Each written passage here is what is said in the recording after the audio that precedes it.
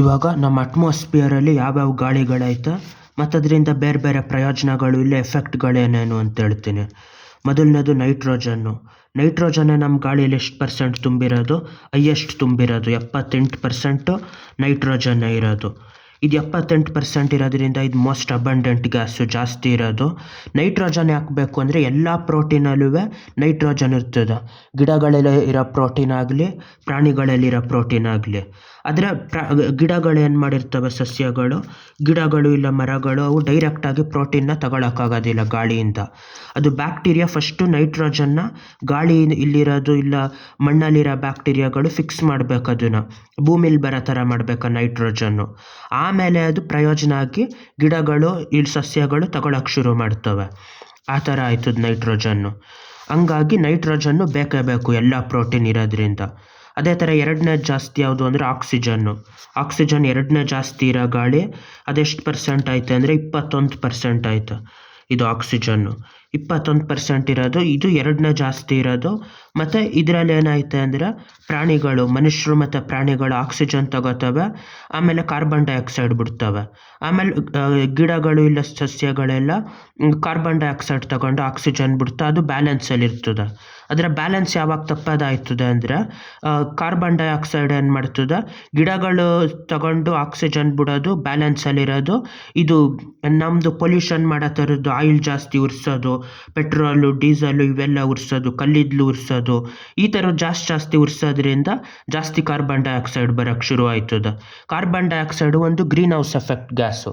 Green house effect ಅಂದರೆ ಬರೋ ರೇಡಿಯೇಷನ್ನೆಲ್ಲ ಹೀರ್ಕತ್ತದೆ. ಇದು ಹೀರ್ಕೊಂಡು ಅದನ್ನು ಆಚೆ ಬಿಡೋದಿಲ್ಲ. ಆ ಥರ ಹೀರ್ಕತಾ ಜಾಸ್ತಿ ಬಿಸಿ ಮಾಡೋಕ್ಕೆ ಶುರು ಮಾಡ್ತದೆ ಇಡೀ ಭೂಮಿನ. ಅದಕ್ಕೆ ಇದನ್ನು ಗ್ರೀನ್ ಹೌಸ್ ಗ್ಯಾಸ್ ಅಂತ ಕರೀತಾರೆ. Carbon dioxide ಇದಿರೋದು 0.04%. 0.03 ಇತ್ತು, ಈಗ 0.036 ಇಲ್ಲ 0.04 ಹತ್ರ ಆಗೈತೆ. ಅದೇ ಥರ ಇದು ಓಝೋನು. ಆಕ್ಸಿಜನ್ದು 2 ಆಟಮ್ಗಳು ಸೇರಿದ್ರೆ O2 ಅನ್ನೋದಾದ್ರೆ ಆಕ್ಸಿಜನ್ ಆಯ್ತದೆ. ಅದೇ ಆಕ್ಸಿಜನ್ದು 3 ಆಟಮ್ಗಳ ಜೊತೆ ಸೇರಿದ್ರೆ ಓಝೋನ್ ಅಂತ ಆಯ್ತದೆ. ಈ ಓಝೋನ್ ಅನ್ನೋದು ಡೈರೆಕ್ಟ್ ಉಸಿರಾಡೋಕ್ಕೆ ಪಾಯ್ಸನಸ್ ಗ್ಯಾಸ್ ಅದು. ಆದರೆ ಇದೆಲ್ಲಿರ್ತದೆ, ಓಝೋನ್ ಲೇಯರ್ ಎಲ್ಲಿರ್ತದೆ, ಓಝೋನ್ ಗಾಳಿ 10 ಕಿಲೋಮೀಟ್ರಿಂದ 50 ಕಿಲೋಮೀಟ್ರ್ ಮಧ್ಯೆ ಇರ್ತದೆ. ನಮ್ಮದು ಬಾಹ್ಯಾಕಾಶದಲ್ಲಿ 2ನೇ ಲೇಯರು, ಅಟ್ಮಾಸ್ಫಿಯರಲ್ಲಿ 2ನೇ ಲೇಯರು ಗಾಳಿ. ಇದರಲ್ಲಿ ವಾಯುಮಂಡಲದಲ್ಲಿ 2ನೇ ಲೇಯರ್ ಅಂದರೆ 10ರಿಂದ 50 ಕಿಲೋಮೀಟ್ರ್ ಒಳಗಡೆ ಇರ್ತದೆ.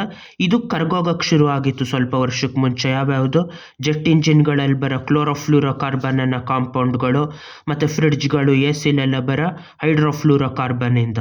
ಇವಾಗ ಎಲ್ಲ ದೇಶಗಳು ಒಟ್ಟಿಗೆ ಮಾತಾಡಿಕೊಂಡು ಇದೆರಡು ಎಲ್ಲನೂ ಕಡಿಮೆ ರಿಲೀಸ್ ಮಾಡೋಕ್ಕೆ ಶುರು ಆಗಿ ಮತ್ತೆ ಓಝೋನ್ ಲೇಯರು ಮಾಮೂಲಿಯಾಗಿ ಆಯ್ತಾಯ್ತು. ಅದೇ ಥರ ಇನರ್ಟ್ ಗ್ಯಾಸಸ್ ಯಾವ್ಯಾವುದು ಅಂದರೆ ನೊಬೆಲ್ ಗ್ಯಾಸಸ್. ಅದು ಯಾವುದೇ ರಿಯಾಕ್ಷನ್ ಮಾಡೋದಿಲ್ಲ. ಆರ್ಗಾನ್ ಅದರಲ್ಲಿ 0.93% ಜಾಸ್ತಿ ಇರ್ತದೆ. ಇವೆಲ್ಲ ತೀರಾ ಒಂದೊಂಚೂರು ಇರ್ತದೆ, ಹೀಲಿಯಮ್ಮು, ನಿಯಾನು, ಕ್ರಿಪ್ಟಾನು, ಕ್ಸೆನಾನ್ ಎಲ್ಲ.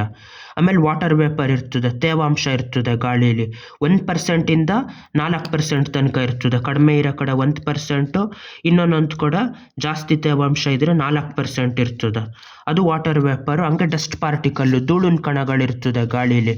ಹಂಗೆ ಒಂದಷ್ಟು ದಿನ ಏನು ಒರೆಸ್ತಾ ಇದ್ರೆ ಯಾವುದೋ ಒಂದು ಇದು ಬುಕ್ ಇಡೋದು, ಯಾವುದೋ ಒಂದು ಚೇರ ಏನು ಆಚೆ ಇಟ್ಟಿರೋದು ಫುಲ್ಲು ಧೂಳಾಗಿರ್ತದಲ್ಲ, ಗಾಳೀಲಿರೋ ಧೂಳಿನ ಕಣಗಳು ಅಲ್ಲಿ ಬಂದು ಕೂತು ಧೂಳಾಗಿರ್ತದೆ. ಇದಿಷ್ಟು ಗಾಳಿದು ಮತ್ತು ಬೇರೆ ಬೇರೆ ಗಾಳಿ ಮತ್ತು ಅದ್ರ ಪ್ರಯೋಜನಗಳು. ಬಾಯ್.